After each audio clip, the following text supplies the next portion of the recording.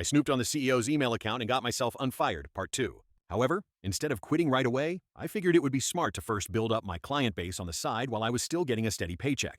So that's what I did. I launched my company and landed my first clients. As the workload increased, I slowly started spending more and more time working on my side business while at my office job. At first, I was pretty low-key about it, but eventually it was blatant. As it was a super small company, I was the only one who knew how to do a lot of important tasks and operate some key internal systems. It was easy for me to tell my boss a project was taking a whole week to complete that I actually finished in 10 minutes. Pretty soon, I was spending 80% of my day working on my own stuff in the office. I'd even take calls from my side business clients at my desk. The rest of the time, I was usually dicking around on Reddit or something. Of course, we had systems in place to monitor network activity, but I was the person in charge of monitoring it. This continued for a while. As my own business ramped up, I cared less and less about the office job, and since I hated waking up early, I began rolling into work late. At first, it was only 30 minutes or so. Then it progressed to an hour. When my boss didn't reprimand me, it became clear how much they needed me there. I took full advantage of this.